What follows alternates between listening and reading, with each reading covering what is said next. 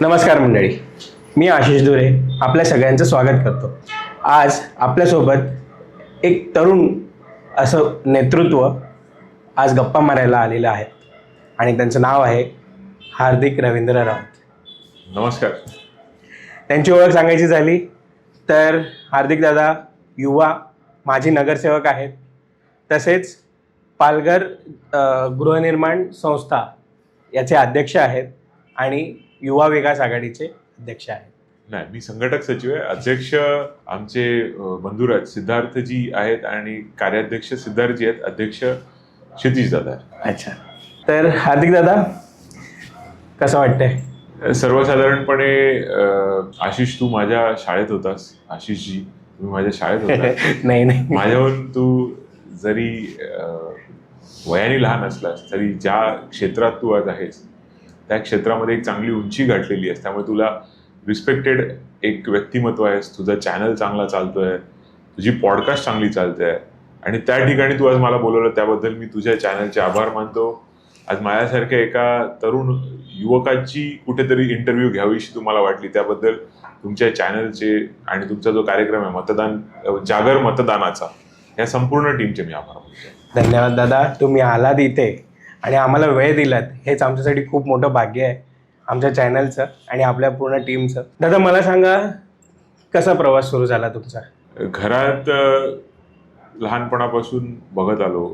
साधारणपणे माझी शालेय जीवनाची सुरुवात ही काशीदास गेलाबाई, त्यानंतर उत्कर्ष विद्यालय. शाळेच्या शिक्षणाच्याच वेळेला मी विरारला राहायला आलो आणि विरारला त्यावेळेला तत्कालीन नगर परिषद होती. त्या नगर परिषदेचे नगराध्यक्ष आमचे आजोबा भास्कर भाऊ ठाकूर. अच्छा. त्यांच्या मार्गदर्शनाखाली स्वतः आप्पा आणि नाना ही दोन मंडळी तयार झाली. आप्पा विधिमंडळात गेले 89-90ला.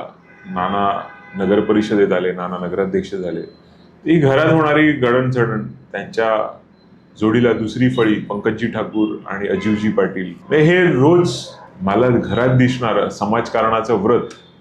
अगदी त्यावेळेला डहाणू पालघरवरून लोक यायची नानांकडे आप्पांकडे 7:15 सकाळच्या वेळेला ट्रेनला लोक यायची आणि त्यावेळेला कार्यालय वगैरे असा काही प्रकार नव्हता, घरी यायचे. अच्छा. आमच्या घरामध्ये आजी, आई, मामी, आम्ही सर्व असायचो. त्यावेळेला बघायचं की 7:15 आलेल्या माणसाला पण बसवून त्याला चहा पाजणं, त्याचं ऐकून घेणं, त्याचा प्रश्न त्यावेळेला लिहून घेणं. त्यावेळेला मोबाईल वगैरे काय नव्हते, संपर्क करण्याचं साधन हे भेटणं हाच एक होतं. आणि खूप कमी लोकांकडे फोन असायचे. त्या फोनवर ट्रंक कॉल बुक करावा लागायचा आणि मग तो फोन लावला जायचा. मग तशा वेळेला सुद्धा पदरचे पैसे खर्च करून संबंधित अधिकाऱ्यांना फोन करणं, त्यांच्यासाठी पाठपुरावा करणं, त्या कामासाठी पाठपुरावा करणं, हे घरात बघितलं. कुठेतरी शिकत असताना नाना नगराध्यक्ष होते, आप्पा आमदार होते. त्यावेळेला त्यांच्याकडे कार्यालयात येणारी गर्दी आणि कार्यालयात आलेल्या प्रत्येक माणसाला बसवून त्याला चहा पाजणं, त्याचं ऐकून घेणं आणि त्याचा प्रश्न कसा प्रलंबित न राहता तो सोडवणं, हे घरातच लहानपणापासून बघितलं. त्यानंतर कुठेतरी शिक्षण पूर्ण झाल्यानंतर आपण पण समाजाचं देणं लागतो या हेतूने समाजकार्यात येऊन मोठ्यांचा आशीर्वाद घेऊन प्रयत्न करतोय. राजकारणात 100% नाही, कारण आप्पा नानांची शिकवण आहे आम्हाला 99% समाजकारण आणि 1% राजकारण. तर प्रयत्न करतोय, अजूनपर्यंत मी शिकतोय. तुमच्या सर्वांकडून काही ना काहीतरी रोज शिकत असतो आणि पुढे जात असतो. अरे वा. मग जे प्रबळ नाव वसईविराच्या राजकारणामध्ये जे तुमचं झालंय की हार्दिक रवींद्र राऊत किंवा हार्दिक दादा, हे जेव्हा नाव घेतलं जातं तेव्हा एक वेगळाच उत्साह, वेगळीच अशी एक उमेद जागी होते. त्यामागचं राज काय? एक साधं उदाहरण देतो. हार्दिक रवींद्र राऊत हे फक्त नाव आहे, ही एक व्यक्ती आहे.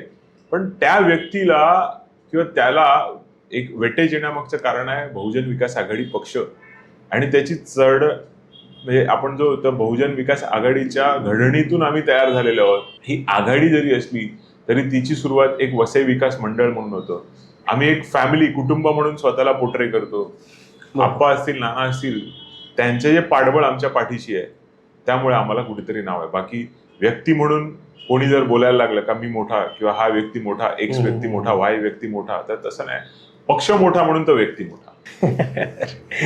म्हणजे तुमचा जो प्रवास आहे तो लहानपणापासूनच सुरू झाला कसा सुरू झाला, म्हणजे त्याचं कुठेतरी एक तुम्हाला म्हणतात ना की ती एक हे मिळाली असेल, हिंट मिळाली असेल की आता मला इथून सुरुवात करायची आहे. असं काही नाही. बघा, युवकांच्या जोडीला ज्या वेळेला आम्ही संघटन तयार करत होतो, युवा जे आहेत मग ते विद्यार्थी दशेत असतात आणि आप्पा नानांनी ती जबाबदारी आमच्या खांद्यावर टाकली. सिद्धार्थ आणि मी त्यावेळेला भारतात होतो. सिद्धार्थजींचं आणि क्षितिजींचं शिक्षण भारताबाहेरही झालंय. माझं संपूर्ण शिक्षण भारतात झालंय. तर त्यावेळेला क्षितिज दादा अमेरिकेत होते 2004 आणि त्यावेळेला ते रजेसाठी आले होते. तर त्यावेळेला काही प्रश्न घेऊन आम्ही वर्तक कॉलेजचे विद्यार्थी तिथे गेलो होतो आणि दादा वर्तक कॉलेजच्या एक्स विद्यार्थी असल्यामुळे दादानी आम्हाला सर्वांना ऐकून घेतलं आणि सिद्धार्थ आणि माझ्यावर जबाबदारी दिली विद्यार्थी विकास आघाडीची. आणि त्यावेळेला आमचा एक मित्र कृष्णा देशमुख ह्याला आम्ही विद्यार्थी विकास आघाडीचा अध्यक्ष केला आणि आम्ही त्याच्या मार्गदर्शनाखाली काम चालू केलं. क्षितिज दादा ज्या वेळेला परत आले भारतामध्ये, अभ्यास त्यांचा पूर्ण झाल्यावर, आमचाही त्यावेळेला अभ्यास पूर्ण झाला होता आणि युवा विकास आघाडीची स्थापना करून त्यावेळेला सिद्धार्थ ठाकूर हे युवा विकास आघाडीचे कार्याध्यक्ष झाले. आणि कुठेतरी माझ्या कार्याची त्यांना सर्वांना एक की ह्याचं मराठी चांगलं आहे, भाषेवर प्रभुत्व आहे, मग ह्याच्याकडे काहीतरी सचिव पद दिलं पाहिजे म्हणून मला युवा विकास आघाडीचं सचिव केलं. हळूहळू पुढे येत गेलो. देवाच्या कृपेने 2004ला खासदारकीचं इलेक्शन होतं आणि रामभाऊ नाईकांसारखा केंद्रीय मंत्री उभा होता. रामभाऊ नाईकांसारखे केंद्रीय मंत्री, त्यावेळेला ते मला वाटते त्यांच्याकडे पेट्रोलियम खातं होतं आणि रेल्वेचा त्यांचा रेल्वे खाते पण त्यांच्याकडे होतं.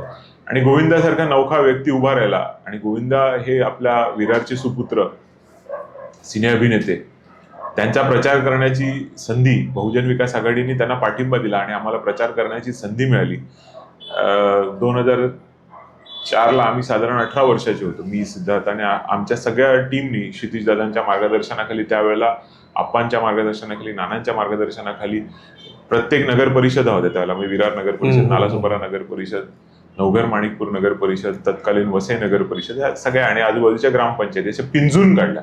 युवकांचं जाळं हे खूप चांगलं असते. बघा, तुमचे मित्र, 4 मित्र संध्याकाळी तुम्ही जे भेटतात चहा आणि गप्पा टप्पा, त्याच्यातूनच चाय पे चर्चामध्येच हे सगळे विषय होतात. आणि आम्ही त्यावेळेला गोविंदाजींना सपोर्ट करून त्यांची एक मोठी सभा वसईला झाली होती आणि तत्कालीन त्यावेळेला युपीए नव्हतं त्यावेळेला, काँग्रेसच्या अध्यक्षा सोनिया गांधीजी आल्या होत्या त्यांच्या प्रचार सभेला. आणि ती प्रचार सभा आप्पांच्या नेतृत्वाखाली झाली आणि ती मोठ्या प्रमाणात युवकांची उपस्थिती तिथे होती. आणि त्यावेळेला आम्हाला लक्षात आलं की युवकांची ही ताकद जर एकत्रितपणे संघटित केली तर तिला एक आकार आणि ऊर्जा, पॉझिटिव्हिटी आपण देऊ शकतो. मग युवा विकास आघाडीची स्थापना 2006-07ला झाली. त्यावेळेला गोविंदाजी जिंकून आले, मोठ्या लीडनी जिंकून आले आणि त्यांनी he was a giant killer. Ram नाईकांसारख्या मोठ्या नेत्याला जो 1989 पासून सतत अपराजित होता इथे, बरोबर, 89 पासून ते अपराजित होते. आणि त्यावेळेचा पालघर लोकसभा मतदारसंघ हा पालघर नव्हता, उत्तर मुंबई होता. उत्तर मुंबईमध्ये वसई विधानसभा आणि पालघर विधानसभा या 2 विधानसभा येत होत्या आणि दोन्हीमध्ये गोविंदाजींना चांगला लीड मिळाला होता. ह्यावरून मग 2009ला ज्यावेळेला डिलिमिटेशन झालं, बहुजन विकास आघाडीने 12 दिवसामध्ये उमेदवार उभा केले आणि बळीराम जाधवजी हे आपले निवडून आले. हे दुसरं यश युवकांच्या संघटनाचं आणि ते संपूर्ण आम्ही श्रेय देतो आप्पा नाना आणि त्याच्यानंतर युवांच्या मध्ये ऊर्जा स्त्रोत म्हणून आम्हाला प्रत्येक वेळी मार्गदर्शन करणारा आमचा सिद्धार्थ असेल किंवा आमचे क्षितिज दादा असेल. त्याच वेळेला अजूभाई असतील, पंकजभाई असतील, त्यांनी आम्हाला एक लहान वयाने जरी आम्ही होतो तरी आम्हाला ऐकून घेतलं, आमच्या भावनांना कुठेतरी वाट मोकळी करण्यासाठी जागा दिली, म्हणून मी त्यांचे सुद्धा आभार मानतो. आणि आज जे हयात नाहीये तसे आमचे मुकेशजी सावे, की त्यांनी आम्हाला कायद्याचं तंतोतंत की बाबा काय तुम्ही केलं गेलं पाहिजे आणि काय नाही केलं गेलं पाहिजे त्याचं ज्ञान दिलं. तशी ही सर्व टीम वर्क आहे आणि त्या टीम वर्क मधून कुठेतरी एक छोटा रामसेतूमध्ये खारीचा वाटा आमच्या युवकांचा होता. अरे वा, क्या बात आहे. दादा, एक प्रश्नावर मला थोडंसं जरा म्हणजे विचारायला आवडेल की जसं आपण म्हणतो की युवा जो असतो तो थोडा गरम असतो, जोश जास्त असतो, गरम रक्त गरम असतं, पण त्याच वेळेला असं संयमी वागणं कसं, बॅलन्स कसं होतंय? मोठ्यांचे अनुभव घरात, म्हणजे आपण काही जण स्वतःच्या अनुभवातून शिकतात, काही जण दुसऱ्याच्या अनुभवातून शिकतात आणि काही वाचनातून. बरोबर. तर मी माझ्या अनुभवांपेक्षा वाचन आणि मोठ्यांचे अनुभव, कारण घरामध्ये तुम्हाला मी सांगितलं का एवढा मोठा वारसा होता आहे, त्याचा जर फायदा नाही करून घेतला तर मग काय. आणि मला माझे सख्खे मामा अजीवजी पाटील यांच्याकडून संयमी राहण्याची खूप मोठी शिकवण मिळाली आहे. तर त्यांचा संयम, तर त्यांच्या तुम्ही जर बघणार तर 2009 असेल का त्याच्या आधी 95ची इलेक्शन असेल, बहुजन विकास आघाडीवर कितीतरी पटीने मोठी संकटं येऊन गेली, पण त्या संकटामध्ये पण ते न डगमगता संयमी वृत्तीने राहिले. शेवटी पाणी चाळणीतून नेऊ शकतो का आपण? नाही. पण जर त्याला आपण बर्फ केलं तर चाळणीतून नेऊ शकतात. त्यामुळे तुम्ही स्वतःला जेवढं शांत ठेवू शकाल तेवढ्या अवघड परिस्थितीतून पण तुम्ही जाऊ शकाल. हे मला त्यांच्याकडून शिकायला मिळालं. वा, क्या बात आहे दादा. एक असं चांगला असा संदेश दादाने इथे दिला आहे की म्हणजे युवकांनी कसं राहायला पाहिजे आणि कसं वागायला पाहिजे. एक म्हणजे मी माझ्या म्हणजे काय म्हणतात की मी संदेश देणे एवढा काय मोठा नाही, पण माझी युवकांना एक विनंती असेल का तुम्ही समाजकारणात यायला पाहिजे. मेडिकल कॅम्प असतील, एज्युकेशनल हेल्प असेल. आज आशिष तू स्वतः माझ्या उत्कर्ष शाळेचं आपली जी रियुनियन झाली आणि त्यातल्या ज्या बॅचेस आहेत, तर तुम्ही स्वतः सर्व विविध ठिकाणी, त्याच्यामध्ये अनाथाश्रम असतील किंवा स्पेशल चाइल्डची आश्रम असतील, तिथे जाऊन तुम्ही शिकवतात. हे सुद्धा एक समाजकारण आहे. आणि समाजकारणाला 100% ज्या वेळेला तुम्ही वाहून घेतात त्यावेळेला समाजाचं आपण काहीतरी देणं लागतो. आणि ते देणं देत असताना समाजाला पण आपली एक ओळख निर्माण होते आणि समाज आपल्याला कुठेतरी रिस्पेक्ट द्यायला लागतो. ही तुमची एक वेगळी ओळख मी तुमच्याच इंटरव्ह्यूमध्ये दिली. धन्यवाद दादा. तुम्ही एवढं आम्हाला रेकग्नाइज केलेलं आहे. म्हणजे आम्हाला नव्हतं माहिती की दादा एवढ्या बिझी शेड्यूलमधून या सगळ्या गोष्टींकडे पण लक्ष देतात. आज आपण एका गावात लहानाचे मोठे झालो, आज त्याचं महानगर झालंय. अशी शाळेमध्ये असताना आपण प्रत्येकाला नावानिशी ओळखायचो, नावानिशी ओळखत होतो, पण आजची परिस्थिती तशी नाही राहिली आहे. आज वसई विरार हे महानगर झालंय. मोठ्या प्रमाणामध्ये इथे लोक राहायला येतात. त्याचं कारण आहे की परवडणारी घरं आणि परवडणारा लाईफस्टाईल. बरोबर. मुंबईमध्ये अफोर्डेबल घरं नाही आहेत. मुंबईच्या शेजारीही अफोर्डेबल घरं उपलब्ध आहेत. चांगली सेवा सुविधा आहे आणि कायदा सुव्यवस्था सुद्धा चांगली आहे. हे मात्र खूप खरं आहे. हे मात्र आज तुमच्या चॅनलच्या माध्यमातून मी सांगू शकतो की मुंबई MMR रिजनमध्ये वसई तालुका हा एकमेव तालुका असेल किंवा विरार हे एकमेव स्टेशन असेल का जिकडे लेडीज बार नाही आहे. बरोबर. 100%. रात्रीच्या शेवटच्या लोकलला येणारी पण भगिनी घरी सुखरूप जाऊ शकते आणि सकाळी 3:15च्या पहिल्या ट्रेनला जाणारी आपली मच्छीमार विक्रेती भगिनी असेल, शेतकरी भगिनी असेल किंवा कामावर जाणारी भगिनी असेल, शिक्षणाला जाणारी भगिनी असेल किंवा ताई माईची कोणी असेल, ती सेफली जाऊ शकते. आणि त्याचं पूर्णपणे यश किंवा त्याचं पूर्णपणे गमक हे बहुजन विकास आघाडीलाच जाते. आज आम्ही असं म्हणत नाही आहोत की हॉटेल इंडस्ट्री किंवा काय, ते त्यांच्या प्रकारे तिथे व्यवसाय करतात. पण आज आपल्या तालुक्यामध्ये असा कोणताही चुकीचा व्यवहार किंवा असं कोणताही चुकीचं होत नसल्यामुळे महिला भगिनी ह्या सुरक्षित आहेत. किंबहुना आज आपल्या तालुक्यामध्ये एज्युकेशन फॅसिलिटी, बाकीच्या सगळ्या गोष्टी चांगल्या पद्धतीने असल्यामुळे लोक इथे राहायला येतात. मग आज आपल्या एक जस्ट सांगतो मी, 2004 आणि आज जवळजवळ 21 वर्षाचा हा फरक. पूर्वी आपण प्रत्येकाला नावाने ओळखायचं, आज थोड्या प्रमाणात एरिया वाईज ओळखतो. बरोबर. पण ते एक बॉन्डिंग राहायला पाहिजे, ती ओळख निर्माण झाली पाहिजे. आणि तुझ्यासारख्या सर्व युवकांना माझी विनंती राहील का तुम्ही थोडा वेळ, एक कन्सेप्ट 2004ला क्षितिज दादांनी आणला होता, त्याचं नाव होतं नेबरहुड वॉच. आणि 2006-07ला आणला होता, 4ला नाही. ते रिटर्न आल्यानंतर 6-7ला त्यांनी नेबरहुड वॉच हा कन्सेप्ट आणला होता. आणि त्या कन्सेप्ट मधून जीवदानी मंदिरावर त्यावेळी 32 कॅमेरे विरारच्या व्यापारी मंडळाकडून आम्ही डोनेट जीवदानी मंदिराला केले होते. आणि त्यावेळी CCTV 2007-08ला त्यावेळी आमचे स्वप्नील शहा म्हणजे जितूभाईंचे चिरंजीव असतील, मी असेल, सिद्धार्थ असेल, क्षितिज दादांच्या मार्गदर्शनाखाली आम्ही ती 32 कॅमेरे त्यावेळेला जीवदानी मंदिरावरती लावले होते. आणि नेबरहुड वॉच म्हणजे काय, माझ्या शेजारी कोण राहते. आज खूप मोठ्या सोसायटीज झाल्यात आणि त्याच्यामध्ये क्राईम सीन्स घडतात. पण का? कारण मी सोसायटीमध्ये राहतो, मला बाकीच्यांशी काय करायचं आहे. बरोबर. इथे मृत्यू झाला तर ह्या विंगच्या माणूस त्या विंगच्या लिफ्टनी खाली उतरून जातो. तसं नाही व्हायला पाहिजे. आपली एक बॉन्डिंग असली पाहिजे, एक गावकी भावकी म्हणतो ना तसं प्रत्येक बरोबर. सोसायटीमध्ये कुठेतरी बॉन्डिंग असली पाहिजे आणि ती हळूहळू निर्माण होणार. ती एक चळवळ आहे. ती चळवळ तुम्ही सर्व पॉडकास्ट आणि बाकीचे जे युट्यूब आणि बाकीचे जे चॅनल्स आहेत त्याच्या माध्यमातून लोकांपर्यंत जायला पाहिजे, तर क्राईमचा रेट आपोआप कमी. बाकी मी एवढं काय मार्गदर्शन करणं एवढा मोठा नाही. इन्फ्रा आणि बाकीचे जे विषय आहेत ते माझ्या आवडीचे आहेत, कारण मी स्वतः सिव्हिल इंजिनियर असल्यामुळे शहराच्या विकासासाठी जे मुद्दे आहेत त्याच्यासाठी वेळ पडली तर मी कुठेही जाऊन कोणाशीही बोलण्याची तयारी ठेवतो. म्हणजे त्याच्याशी निगडीत म्हणजे मी स्वतः महानगरपालिकेचा सदस्य होतो, जिल्हा नियोजन समितीचा सदस्य होतो. तर आपल्या शहराचे अनेक प्रश्न जिल्हा नियोजन समितीसमोर सुद्धा मांडले, वसई विरार शहर महानगरपालिकेच्या समोर सुद्धा मांडले. बरोबर. स्थायी समिती सदस्य असताना स्थायी समितीतून निधी मंजूर करण्यासाठी पाठपुरावा केला. महिला बाल कल्याण समितीचा सदस्य असताना महिला बाल कल्याणच्या माध्यमातून महिलांच्या विकासासाठी किंवा बालकांच्यासाठी जे काही विषय आहेत त्याचा पाठपुरावा केला. असे अनेक विषय क्षितिज दादा आणि सिद्धार्थच्या मार्गदर्शनाखाली मी तडीस नेण्याचा प्रयत्न केला. बऱ्याच म्हणजे म्हणतात की काय म्हणतात सेक्टर्स म्हणू शकतो आपण, त्याच्यामध्ये तुम्ही कामं केलेली आहेत. मग जेव्हा तुम्ही गृहनिर्माण संस्थेमध्ये आलात त्याच्या मागचं काय कारण होतं?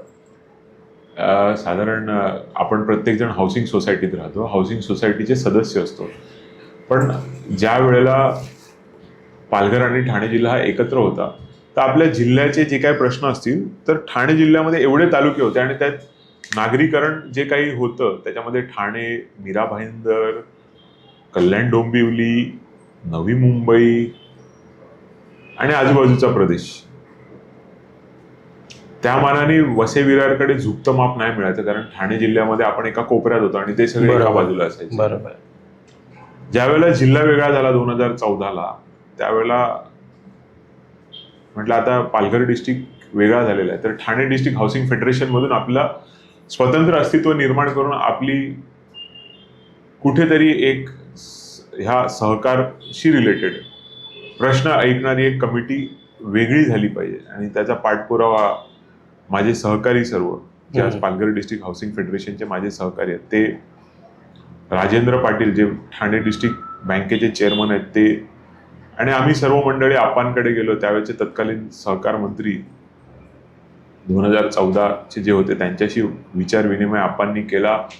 फेडरेशनची जी काही प्रोसेस असते ती प्रोसेस केली आणि आम्हाला ठाणे डिस्ट्रिक्ट हाऊसिंग फेडरेशनचे चेअरमन आहेत सीताराम राणे, त्यांनी बऱ्यापैकी मार्गदर्शन केलं आणि आपण Palghar district housing federation, V Vishwanathan असतील, सुनील माइनकर असतील, आपण सर्व आणि इतर आमची सर्व मंडळी 2016ला पालघर डिस्ट्रिक्ट हाऊसिंग फेडरेशनची निर्मिती झाली. आणि कुठेतरी माझ्यासारख्या युवकाला क्षितिज दादा ह्यांनी पुढे माझं नाव रेकमेंड केलं आणि आप्पा आणि नानांनी त्याच्यावर शिक्कामोर्तब करून माझ्यासारख्या युवकाला पालघर डिस्ट्रिक्ट हाऊसिंग फेडरेशनचा चेअरमन केला. आणि आज 2 election back to back Palghar district housing फेडरेशनवर त्या सगळ्या टीमनी मला चांगलं काम होत असल्यामुळे कार्यरत राहण्याची संधी दिली. अच्छा.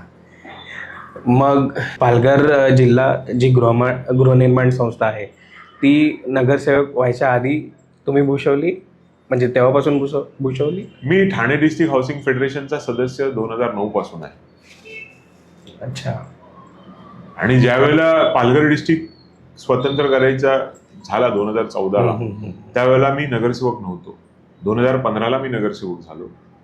ही चळवळ आम्ही 9 ते 14, 15 ती चालू केलेली, त्यावेळेला मी नगरसेवक नव्हतो. आणि नगरसेवक झाल्यानंतर त्याला अजून पाठबळ मिळालं. मी स्वतः नगरसेवक होतो. त्याच्यात आमचे वृंदेश पाटील जे नवघर माणिकपूरचे नगरसेवक सभापती होते ते सुद्धा पालघर डिस्ट्रिक्ट, म्हणजे आम्ही सगळ्यांनी मिळून आप्पांच्या मार्गदर्शनाखाली, आप्पा नानांच्या मार्गदर्शनाखाली पालघर डिस्ट्रिक्ट हाऊसिंग फेडरेशनची स्थापना केली.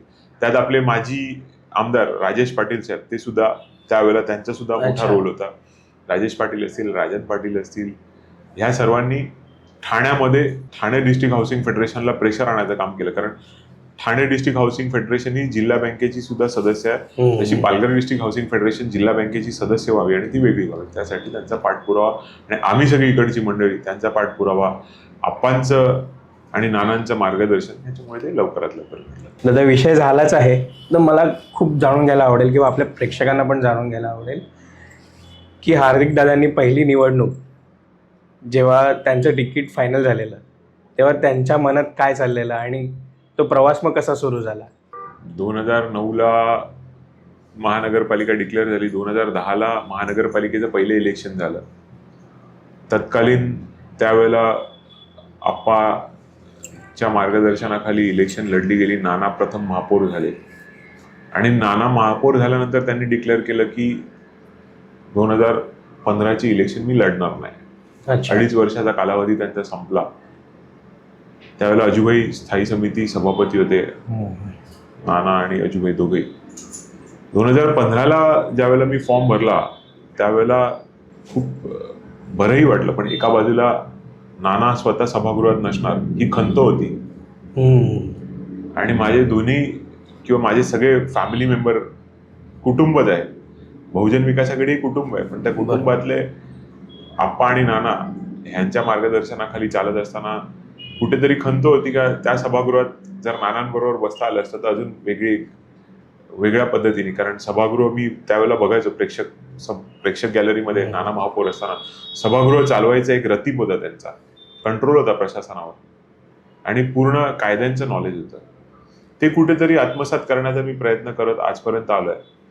2015ला एक आनंद होता की आमच्या प्रवीणाताई किंवा माझ्या मामी प्रवीणा मामी ह्या इलेक्शन बिनविरोध जिंकून आल्या होत्या आणि महिलांचं रिझर्वेशन होतं महापौर पदासाठी, तर त्या महापौर असणार हा आनंदही होता.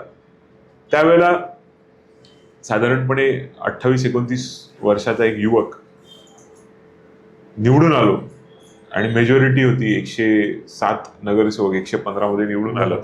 सगळ्यात सिनियर आमचे आज स्वर्गीय अब्दुलभाई नाही आहेत आणि सगळ्यात यंगेस्ट अफीफ 22-23 वर्षाचा आणि अब्दुलभाई 70-72 वर्षाचे. आणि त्यात आम्ही सर्व 28-29 दादांच्या मार्गदर्शनाखाली युवकांची जवळजवळ 30 ते 40 जणांची फळी त्यावेळेला सभागृहात होती. सभागृहामध्ये पाठपुरावा करणं, सभागृहात उपस्थित राहणं, शिकून घेणं.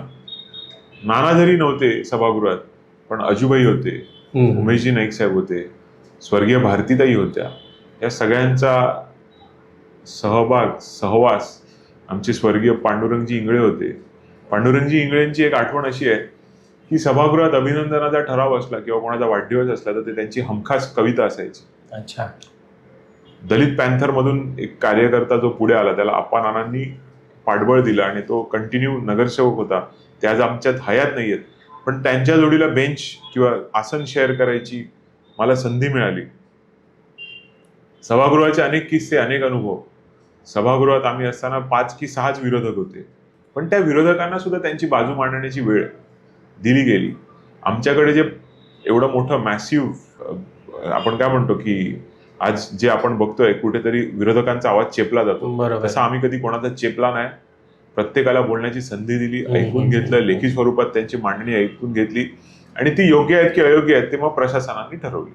आम्हाला सुद्धा चांगली संधी त्यावेळेला मिळाली आणि चांगलं हेल्दी वातावरणात सुरुवात ही अशी माझ्या राजकीय जीवनाची 2015ला सुरुवात झाली.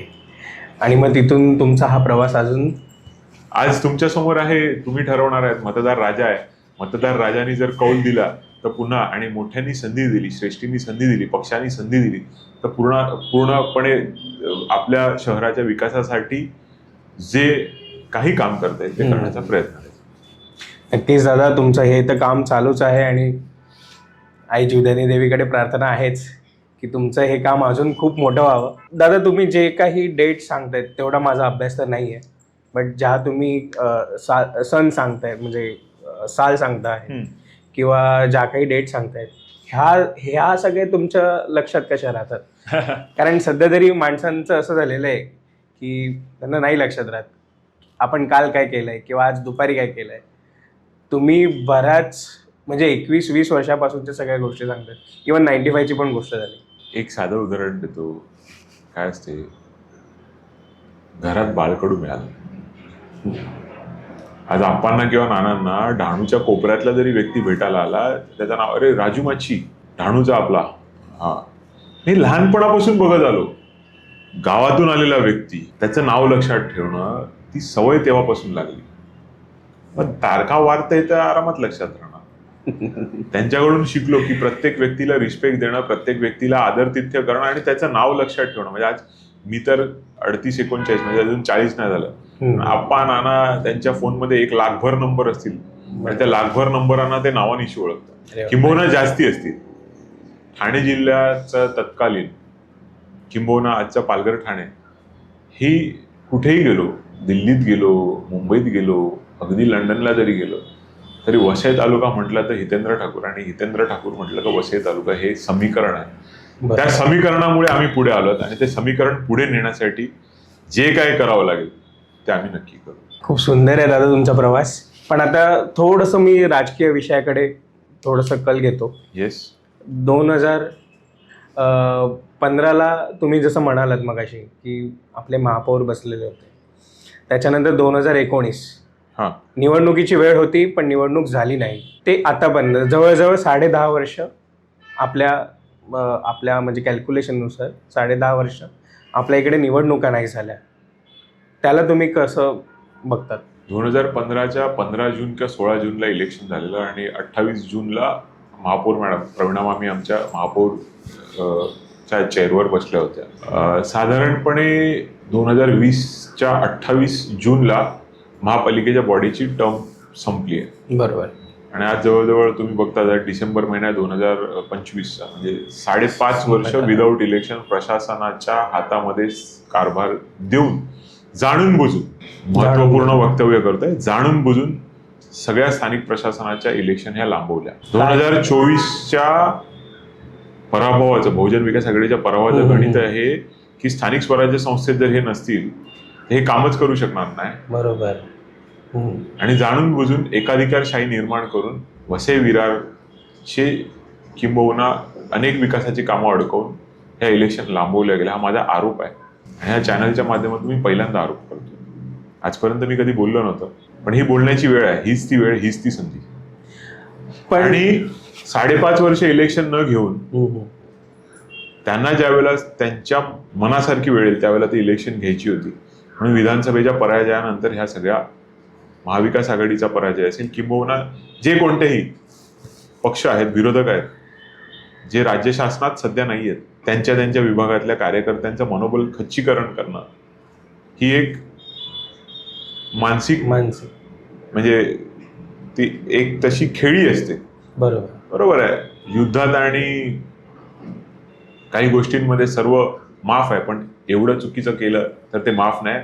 जनता माफ नाही करणार. लोकांचे डोळे उघडे आहेत. गेल्या 1 वर्षात गणपतीला रस्ता नाही झाला, क्रिसमसला रस्ता नाही झाला. आता उद्या नाताळ येतं. सर्व नाताळच्या आपल्या सर्व बांधवांना शुभेच्छा. रंगरंगोटी झाडापानांना व्हायची, डिवायडरना व्हायची, ती झाली नाही. वर्षभरापेक्षा जास्ती आहेत. गव्हर्नमेंट नवीन येऊन झालेलं आहे. बहुजन विकास आघाडीच्या 35 वर्षाच्या कार्यकाळामध्ये अशी वेळ कधी आली नव्हती का गणपती असेल का नवरात्र असेल रस्ते हे चांगले असायचे. आज विरार स्टेशन ते हायवे, नालासोपारा स्टेशन ते हायवे, वसईचे दोन्ही फाटे हायवेला जाणारे आणि नायगाव ते हायवे किती सुस्थितीत आहेत हे नागरिकांनी बघतायत. किती ऑर्थोपेडिक हॉस्पिटल त्याच्यामुळे चालत आहेत. माझ्या डॉक्टरांवर हे नाही आहे, त्रास होत आहे त्याच्याबद्दल आहे.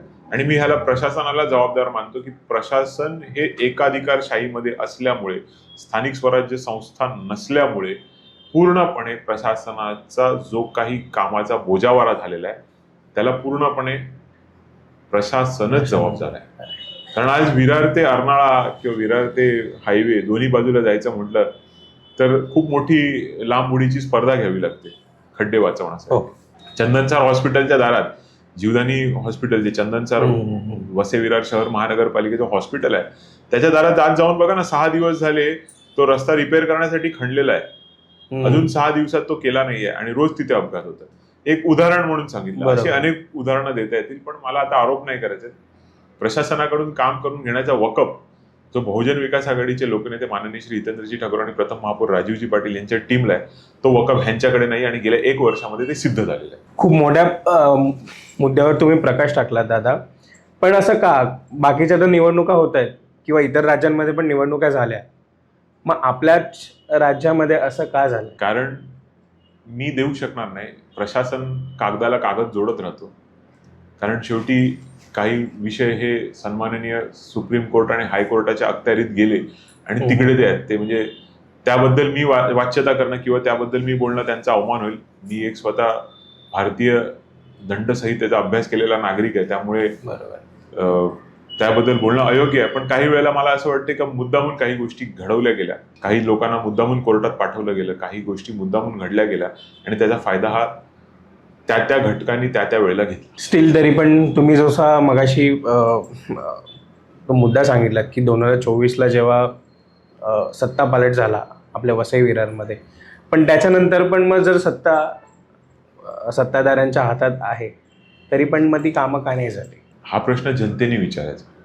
आता जो दारात मताचा जोगवा मागायला येईल ना, त्याला जनतेने प्रश्न विचारायचा आणि त्या जनतेच्या माध्यमातून पुनश्च मला किंबहुना तुमच्या ह्या इंटरव्ह्यूच्या माध्यमातून जनतेला मला एक विनंती करायची आहे की आपण खूप सुज्ञ आहात. वसई विरारमध्ये तत्कालीन जे कोणी आयुक्त असतील किंवा जे कोणी प्रशासकीय अधिकारी असतील त्यांनी त्या वेळेला बहुजन विकास आघाडीच्या शिष्टमंडळाला भेट दिलेली आहे, कधी भेट नाकारली नाही, ऐकून घेतलेलं आहे. पण एक वर्षापूर्वी निवडून आलेले जे कोणी प्रतिनिधी आहेत, जे आपल्या विधान भवनात प्रतिनिधित्व करतात, त्यांच्या माध्यमातून ही कामं होणं अपेक्षित होतं, ती आम्ही पाठपुरावा करून करतोय. 2024च्या आधी आप्पा, क्षितिजदादा, राजेश पाटीलजी, आमचे प्रथम महापौर राजूजी पाटील, माजी महापौर नारायण मानकर, रुपेश जाधव, माजी जिल्हा परिषद अध्यक्ष काशीनाथदादा पाटील, माजी उपमहापौर उमेशजी नाईक, प्रवीण शेट्टी साहेब, माजी महापौर, या सगळ्यांच्या टीम वर्क मधून अनेक कामं झाली. त्याच्यात सूर्या पाणी जे 99 साली एका मताच्या जोरावर तिथे सगळेजण मंत्रीपद मागत होते आणि आप्पा विरारला बसून त्यांचं शिष्टमंडळ तिकडे विलासराव देशमुख आणि अजितदादा पवारांशी डिस्कशन करत होतं का आम्हाला 200 MLD पाणी आलं तर आमचं एक मत हक्काचं आम्ही तुम्हाला देऊ. एवढा विश्वास कार्यकर्त्यांवर, नेत्यांवर असलेला असा एकमेव नेता म्हणजे आमचे आप्पा. आप्पा म्हणजे हितेंद्रजी ठाकूर. सध्या त्या नावामध्ये जी धम्मक आहे ती धम्मक वाळूतून पण तेल गाळू शकते, हे आम्ही बघितलेलं आहे. म्हणजे 99 साली त्यांनी सिद्ध करून दाखवलंय.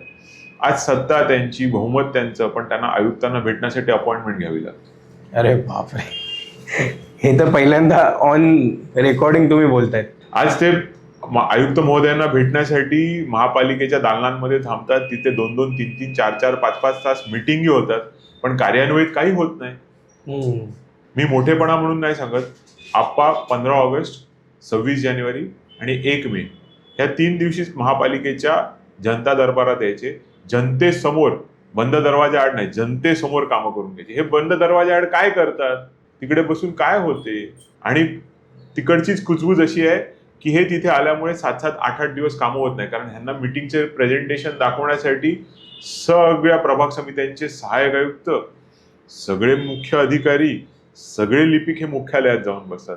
मग इथे जनतेला रोज देण्याचे जे दाखले आहेत ते सुद्धा प्रलंबित राहतात. आणि हे मी बोलतोय आज कॅमेरा समोर, लोक बोलत नाहीत कारण त्यांना कधी कधी बोलण्याची भीती असते. मला कर नाही तर डर कशाला, कारण मी अनुभवतो. मी रोज त्या महापालिकेत पाठपुरावा करायला जात असतो. अधिकारी उपलब्ध असतात त्यावेळेला भेटतात, नाही उपलब्ध असतात त्यावेळेला कळते का अमुक आमदार आले, त्याच्यासाठी आज हा अधिकारी नाही. बरोबर, अमुक आमदार आले त्यासाठी अधिकारी नाही.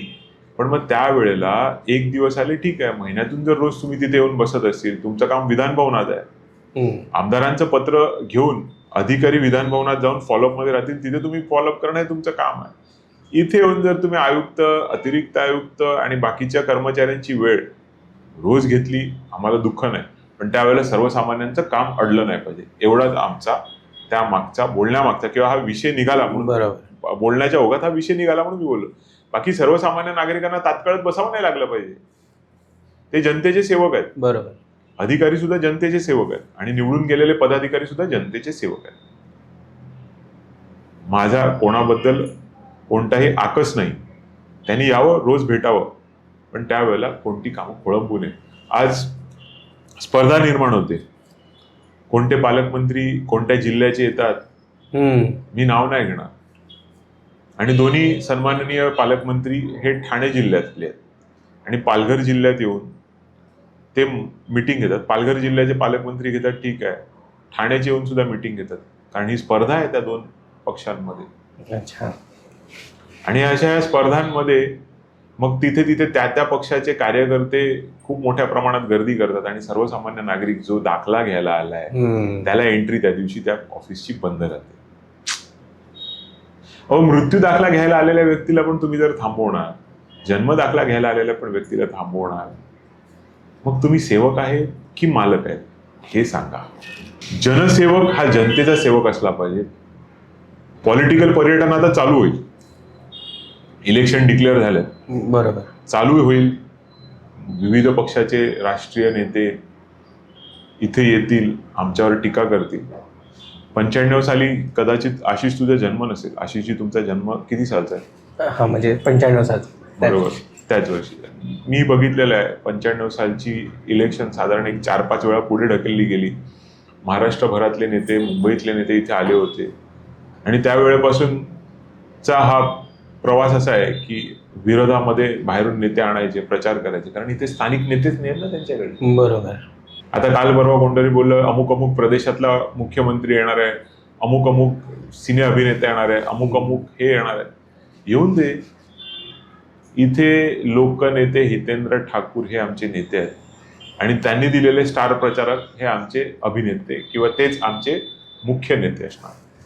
कोण अभिनेता काय येतो, तो उद्याला परत जाणार त्याच्या गावी. बरोबर.